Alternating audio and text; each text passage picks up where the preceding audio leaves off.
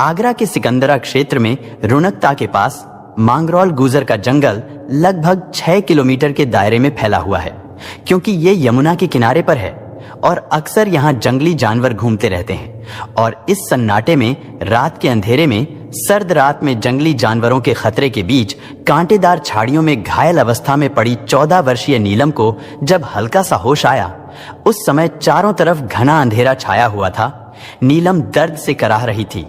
उसके शरीर के हर हिस्से में दर्द हो रहा था। वो रात भर तड़पती रही, लेकिन उसके साथ की गई हैवानियत के बावजूद भी वो अपनी टूटी हुई सांसों को सजोए हुए थी। प्यास के कारण उसका गला सूख रहा था और जो घाव उसके जिस्म पर लगे थे उनसे खून रिस रहा था। इस हालत में भी नीलम ने हिम्मत नहीं हारी। उसने जख्मों से चूर शरीर को थोड़ा हिम्मत करके हिलाने की कोशिश की तो उसके शरीर में कांटे चुभने लगे। वो असहनीय दर्द को सहते हुए उस कांटों के बिस्तर पर पड़ी रही और सुबह होने का इंतजार करती रही। वो जिंदगी और मृत्यु के संघर्ष के बीच सुबह का इंतजार करने लगी। जब सूरज की रोशनी दिखाई दी और उसके जिस्म पर थोड़ी धूप लगने के बाद उसके अंदर इतनी हिम्मत तो आ गई थी कि वो वहां से रेंगते हुए 100 मीटर दूर घिसटते हुए मेन रोड के पास पहुंच गई। लेकिन नीलम इस जंगल में कैसे पहुंची थी और ये घटना कैसे घटी, जानने के लिए हमारे साथ आखिर तक बने रहें। अब आपको बताते हैं इस घटना के बारे में। दरअसल गांव देहात में होली का पर्व कई दिनों तक बड़े ही चाव के साथ और बड़े ही हर्षोल्लास के साथ मनाया जाता है। उस दिन भी 9 मार्च 2023 को आगरा जिले में थाना सिकंदरा के मांगरोल गुजर निवासी 14 साल की नीलम उस गांव में रहती थी। होली के दिन नीलम अपने घर से ये कहकर बाहर गई कि मैं मौसी के यहाँ होली खेलने के लिए जा रही हूँ, मैं घंटे 2 घंटे में वापस आ जाऊंगी। लेकिन शाम के 7 बज गए थे और नीलम अभी तक भी घर नहीं पहुंची थी, इसलिए घर वालों को उसकी चिंता होने लगी थी। और फिर नीलम के घर वाले उसकी मौसी से भी फोन करके पूछते हैं, लेकिन मौसी ने बताया कि नीलम हमारे यहाँ तो नहीं आई। फिर उसकी सहेलियों और उसके दोस्तों से भी फोन करके पूछा गया, लेकिन नीलम का कुछ पता नहीं चलता और ना ही नीलम घर वापस आती है।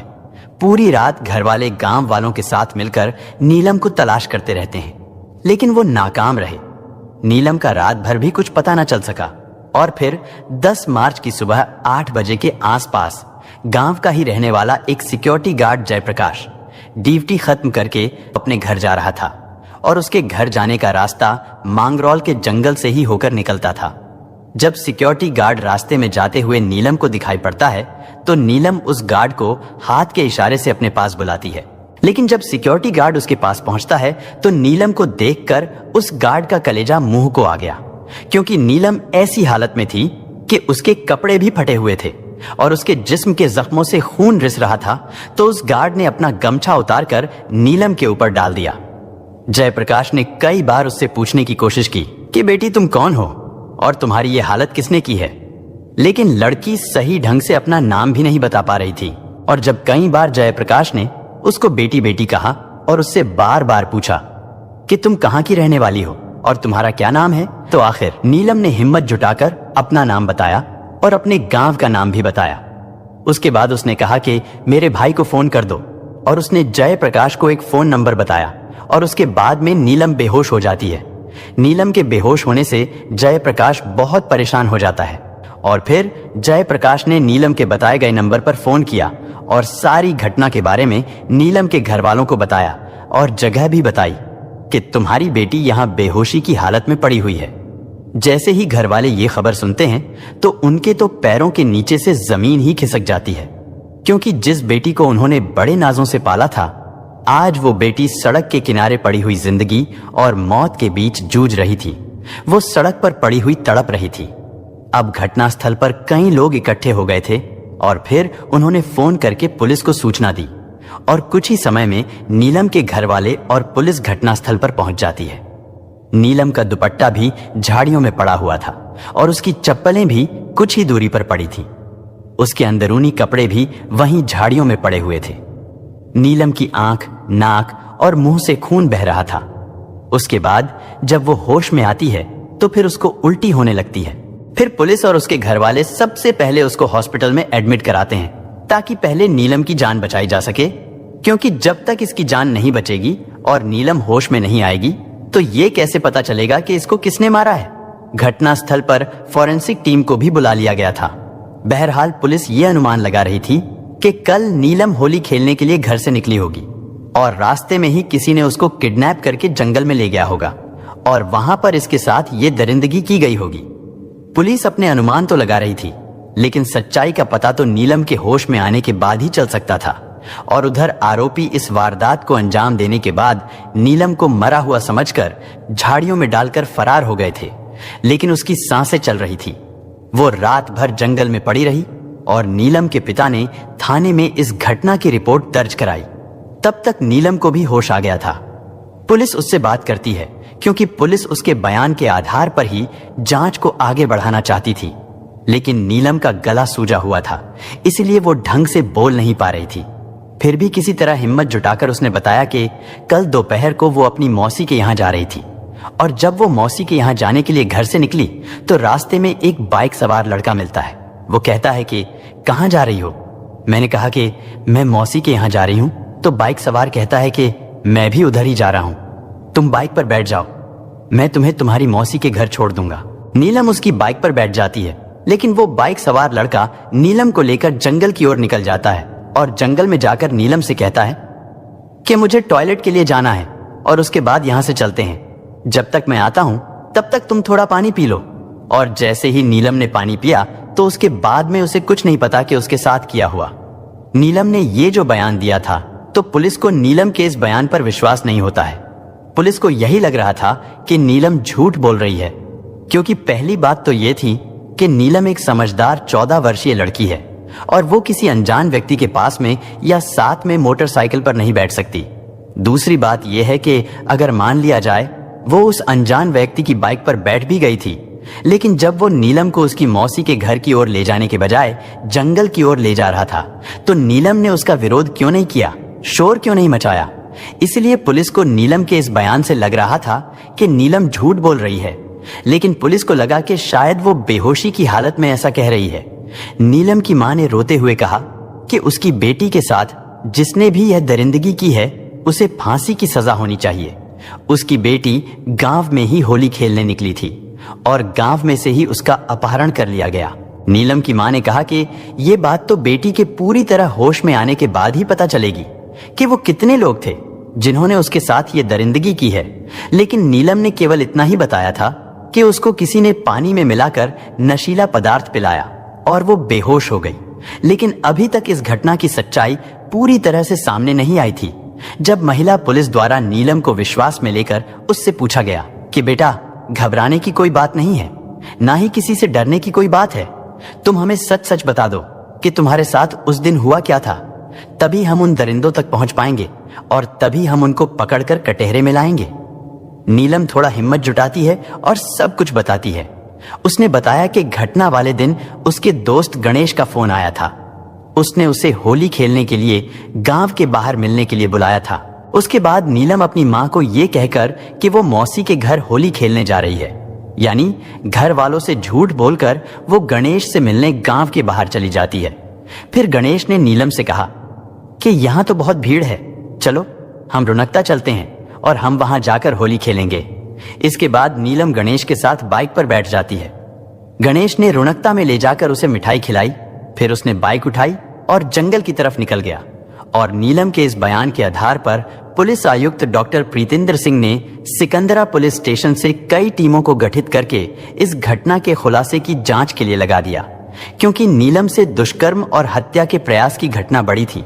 लेकिन जांच में पता चलता है कि नीलम की मां के फोन से एक फोन नंबर पर अधिकतर बातें होती रहती है और मां को इस बारे में बिल्कुल भी नहीं पता है कि नीलम उनके फोन को यूज करती है और किसी से लंबे समय तक बातें करती है।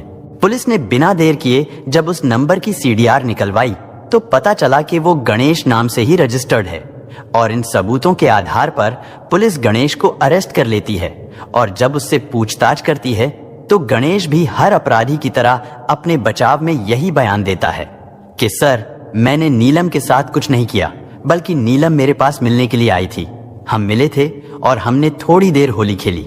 उसके बाद मैंने नीलम को गांव के बाहर छोड़ दिया था, क्योंकि नीलम ने कहा था कि मुझे यहीं पर ड्रॉप कर दो, अगर किसी ने देख लिया तो बड़ी बदनामी होगी। इसलिए मैं उसको गांव के बाहर छोड़कर चला गया था। उसके बाद मुझे नहीं पता नीलम के साथ क्या हुआ और उसकी ये हालत किसने की, लेकिन जब पुलिस गणेश के नंबर की डिटेल्स निकालती है तो पता चलता है कि घटना वाले दिन गणेश की लोकेशन रुणकता में भी थी और नीलम के गांव में भी थी। यानी गणेश की सारी लोकेशन नीलम के साथ साथ पाई गई। उन्होंने एक जगह नाश्ता भी किया था, एक मोबाइल भी खरीदा था और गणेश ने हर जगह पर पेमेंट भी ऑनलाइन की थी। ये सारे सबूत पुलिस के पास थे। लेकिन जब गणेश पुलिस के सवालों के जवाब ठीक से नहीं दे रहा था, लेकिन जब पुलिस ने कड़ाई से पूछताछ की और जब पुलिस ने ये सारे सबूत गणेश के सामने रखे, अब गणेश पूरी तरह से टूट जाता है और सारी सच्चाई बताता है कि किस तरह उसने इस सारी घटना को अंजाम दिया और नीलम के साथ में जो दरिंदगी की गई थी। जब उस घटना की सच्चाई सामने आई वो बड़ी ही चौंकाने वाली और बड़ी हैरान करने वाली थी। दरअसल गणेश नीलम के गांव मांगरोल गुजर में अपनी रिश्तेदारी में आया जाया करता था। नीलम से 6 महीने पहले ही उसकी दोस्ती हुई थी और फिर ये दोस्ती धीरे धीरे प्यार में बदल गई। वक्त ऐसे ही बीतता रहा और इनका प्यार बढ़ता गया। जब भी वो इस गांव में आता था तो नीलम से जरूर मिलता था, लेकिन गणेश नीलम से जो चाहता था उसका उसे मौका नहीं मिलता था, क्योंकि गणेश जयपुर में रहकर के एक सैलून चलाता था। अब वो 7 मार्च को अपने गांव छुट्टी पर आया हुआ था और 9 मार्च को गणेश ने होली खेलने का और नीलम को बाइक पर घुमाने का वादा किया था। और फिर होली के दिन नीलम मौसी के घर जाने का बहाना करके गणेश के साथ चली जाती है।